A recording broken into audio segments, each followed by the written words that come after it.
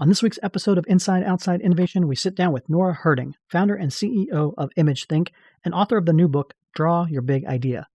Nora and I talk about the benefits of visual thinking, some of the myths surrounding art and business, and some of the exercises anyone can use to think and work more creatively using visualization tools. Let's get started. Outside Innovation is the podcast to help new innovators navigate what's next. Each week, we'll give you a front row seat into what it takes to learn, grow, and thrive in today's world of accelerating change and uncertainty. Join us as we explore, engage, and experiment with the best and the brightest innovators, entrepreneurs, and pioneering businesses. It's time to get started. Welcome to another episode of Outside Innovation. I'm your host, Brian Ardinger, and as always, we have another amazing guest. Today, we have Nora Herting. She is founder and CEO at the visual strategy firm ImageThink, and author of the new book called Draw Your Big Idea, the ultimate creativity tool for turning thoughts into action and dreams into reality. Welcome to the show, Nora. Hi, Brian. Great to be here. I am so excited to have you on this show because I've been a big proponent, whether I'm working with startups or corporate innovation teams, about using visual tools to help you think through new ideas and launch new projects and that. And when I came upon you and the stuff that you're doing in this space, I wanted to have you on the show to dig in deeper about what it all takes to make this happen. So can you tell us a little bit about yourself, how you went from becoming an artist and a photographer to working your way to work with some of the biggest companies in the world, Google and IBM and NASA, on this idea of visual strategy? Basically, I had started my career off in academia. As an artist, going into academia is sort of the most surefire thing. You get the tenure track and the health insurance and whatnot. And I was 27, managed to get a position, and then had this terrible realization that my goal was really just a failure of imagination, that I hadn't really thought or tested what else I could do with my skill set outside of sort of this academic world. So I left my position, moved to New York with no job, and found myself at a division of Capgemini that we would call now like their design thinking solution. But this was the early 2000s. And that wasn't really a term we even used there.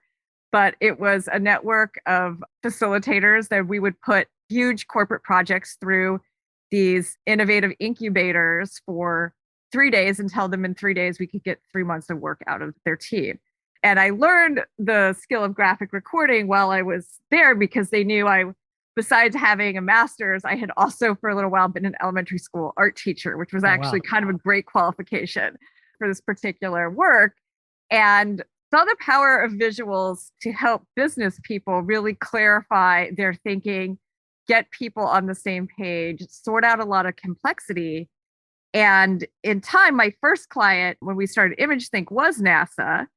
And I had this real moment there where they had brought in someone to talk about the space glove. They had not been able to innovate a better space glove for several decades. They opened it up to a public contest. Right. All these teams entered, but it was actually one solo engineer that designed a better space glove than all of the NASA scientists in a couple of decades. And they were fascinated about how this worked. And they described this guy's process. And while I was there, I'm visualizing the story, and I realized that they're really just describing a series of iterative process, things that are really intuitive to tinkerers, to artists. And that it was just this moment where I thought these things that I've learned that seem so innate to the creative process were mysteries to corporations. So that's one of the joys of ImageThink, is not just using the visual tools, but really helping try to demystify that for business leaders so that they can take some of those same mindsets and techniques and apply them to innovation in larger companies. I think a lot of folks do have that misperception that business is over here and art is over here. What are some of the myths that you've seen of how people and innovators should be doubling down on art in the business world? Great question. I love this question. One big myth is if you don't have the title creative on your business card, then you don't have an opportunity to think creatively. Just don't believe that that's true. At ImageThink, I think that we believe that everybody who has a job that requires complexity or problem solving has a huge creative opportunity in front of them. So that's one thing, is people will think, oh, because I'm in engineering or because I'm in HR or whatnot, I don't get to be creative. I've forgotten how to be creative. Another one is just this narrow idea that, you're only creative if you can paint or write or play the guitar, right? So expanding that idea to things that are more broad. And then, just kind of a lack of creative confidence in people kind of around those ideas. And, we have different ways of trying to break that down and expose people, show people that they can exercise that muscle and really they have that opportunity every day. Walk me through some of the benefits that you've seen firsthand about getting people unstuck, or what really happens when you move into that art visual mode to tackle problems that you couldn't tackle before. One example or one benefit of it is, first off, is to remember it's a very, very old technology. We've been drawing and using pictures to communicate before, as a species, before we had written language. Some of the earliest cave paintings are 30,000 BC, and they're basically instructions for hunting. So this is something that we've been hardwired neurologically for a long time to process things in pictures. And when you do that, you're using multiple facets of your brain, including the prefrontal cortex. So I like to tell people, if they want to look at a problem differently, or they want to use a different set of neurons to fire, ask people to illustrate or at least use visuals in some aspect of it to really get people just literally to think a little bit differently. So one way we do that is first to just have people practice on really low stakes things. So we'll do something called like a visual bio. We'll ask everyone to tell us about themselves, really mundane things like their name, their role, but using only pictures to convey that. And what happens is there's a lot of laughing. People feel a little awkward, but people realize pretty quickly that there's a lot more nuance that gets conveyed when someone is illustrating, let's say, their role, than just saying, I'm a director of innovation at X company, right? So how they think about that. So that immediately gets people thinking a little bit differently, even if it's not the problem at hand, and understanding that there's a lot of nuance that can be conveyed. And then it's great because you have people buying in pretty quickly to the process of working visually as they start to try to apply that to real problems that they have in business. The Ewing Marion Kauffman Foundation is a private, nonpartisan foundation based in Kansas City, Missouri, that seeks to build inclusive prosperity through a prepared workforce and entrepreneur-focused economic development. The foundation uses its $3 billion in assets to change conditions, address root causes, and break down systemic barriers so that all people, regardless of race, gender, or geography, have the opportunity to achieve economic stability, mobility, and prosperity. For more information, visit www.kauffman.org. That's www.kauffman.org. And connect with us at www.twitter.com/KaufmanFDN and at www.facebook.com/KaufmanFDN. So let's talk about your book. It's called Draw Your Big Idea. It's got a ton of exercises. I love it because it's very tactical. So can you talk a little bit about the book and how it came to be, and what are some of the things that the audience will get from it? Yeah. So what was great about this is the publishers at Chronicle came to us and said, we'd love for you to do something. What are you thinking? And I really wanted, my co-author as well, really wanted to give somebody something that was practical that they could use right away. So rather than writing a book, we sort of essentially drew a book. As you said, I think there's 108 visual exercises in it.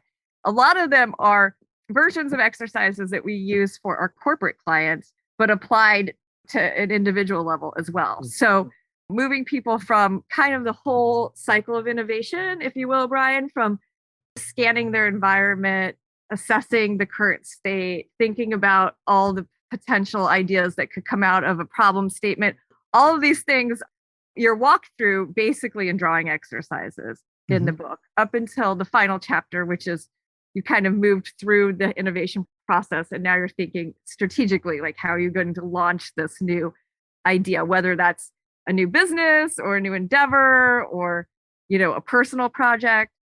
It builds on itself. It takes you through all those things. And for listeners out there, you can also kind of flip to one exercise and say, I really need to do something around mapping my resources, as a team. And there's a visual exercise for you to do for that, as well as many other ones. What do you see holds people back from this? You do see some people gravitate to it, but for the most part, like you said, there's a lot of folks that, for whatever reason, they are scared or fearful of what's going on. What holds people back? And more importantly, what can you do to overcome that fear? Well, I think that in our experience, like on a corporate level, when people are in the room and they see the visuals being done for them, they're very enthusiastic. They see the power of it. They appreciate it. I could pick up a pen and apply this to myself. That's maybe a little bit bigger of a jump, right? And so one of the misconceptions that we talked about is people feeling like, oh, I'm not creative. Another one is just around the skill level. People will say, I can't draw a straight line, or my kindergartner can draw better than me. I don't care because, again, we're talking about leaders, we're talking about innovators, we're talking about communicating, right? And I try to remind people, really, it's not about the artistry. Right. It's about what is being communicated and what the impact is. And so there's a number of exercises we kind of do to show people that we're wired to make meaning out of images. I just talked about how we've been doing this for 30,000 years plus. So your audience basically just needs a minimal viable product, right? Stick figures work. Stick figures totally work. And so once we give people a few exercises where they see that, they see from other people's bad stick figure drawings that they get a lot out of what the person's trying to communicate. They can start to see, it's really just about the end result, which is, am I communicating my idea? Am I aligning people to it? Is it resonating? And that you need a actually very low level of skill to do that. Do you see particular types of tasks or particular types of projects that this works better for than others? At ImageThink, we have kind of created this life cycle of an idea, if you will. It's called the ImageThink method. Clients come to us at different points. Sometimes they come to us at the top of a project, like, oh, we need to launch a whole new product, or we're having an acquisition. But sometimes they come to us later when it's a little more tactical, like you say, or, we need to map out the strategy. So we're able to understand from that where the client is and match different exercises to where they need to be. So we've helped, not just at the beginning of blue sky conversations and innovation, all the way to how do we market this now that we have it ready to go to our clients. So What I love is that visuals can be helpful, I think, along the whole process. Wouldn't you agree? Oh, absolutely. I mean, one of the things that I specifically like about the business model canvas, for example, is it takes that what used to be a 90-page document of what your business idea was and kind of visualizes it out into 9 core components, and you use sticky notes and other ways to think through, and it makes it much more accessible than a spreadsheet, or much more accessible than a document that, once it's in a document, people think it's the perfect thing. It's the perfect plan. But as soon as you add the visuals and that, it brings out the messiness that is the reality that you're dealing with in the real world. And that's why I like that particular type of technique. Yeah, I think that that's true. It sometimes people think might be a barrier, but really often actually isn't, is we have a lot of technology clients. So, whether it's IT or pharmaceuticals with a lot of complexity, right? And sometimes they think, oh, this is too detailed or this is too scientific to be approached this way. But actually, most of the time, and you might have found this in your work, right, or talking to other innovators, those people who are such subject matter experts sometimes have a really hard time leveling up from the level of detail and expertise that they have so that they can communicate it to a bigger audience, so they can kind of engage the cross-functional departments or larger stakeholders that they need. That's been a real sweet spot for us because we're able to listen to those folks, distill the big ideas from it, understand what's going to resonate for other people, and help them simplify it into a story that's a little bit more relatable.